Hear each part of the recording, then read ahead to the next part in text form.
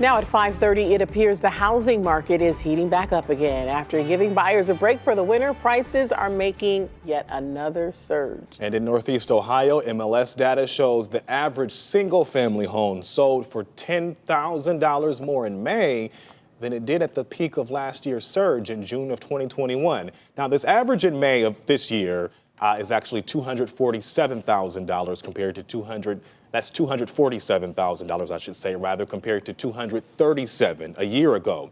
As News 5's Clay Lepard explains, industry leaders are taking a closer look at who is buying here in Ohio, and taking that information is attracting the attention of Congress.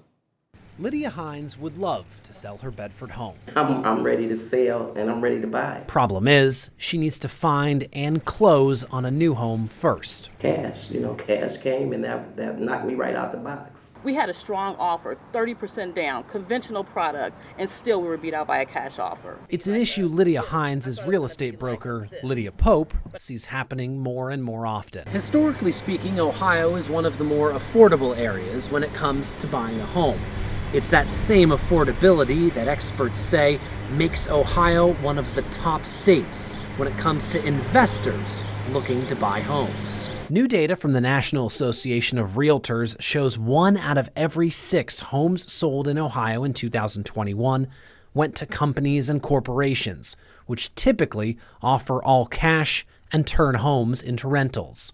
That puts the Buckeye State 9th in the nation when it comes to these kind of all-cash sales. So you can get 4 or 5 properties for the price of 1 or 2 in a bigger area. Lydia Pope also happens to be the president of the National Association of Real Estate Brokers. She's set to testify virtually on Wednesday before Congress and the U.S. House Committee on Financial Services, specifically addressing appraisal biases, down payment assistance, and this hot housing market and the investors it's drawing in. What happens with that is strips away the American dream of home ownership.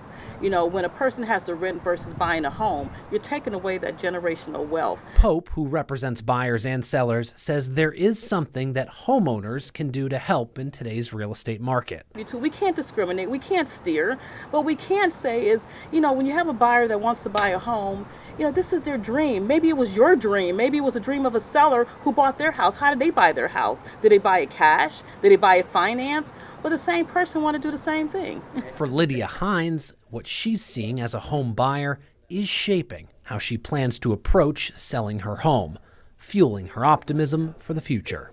So it's going to get better, and I'm going to hang in there until it gets better. In Bedford, Clay Lepard, News 5.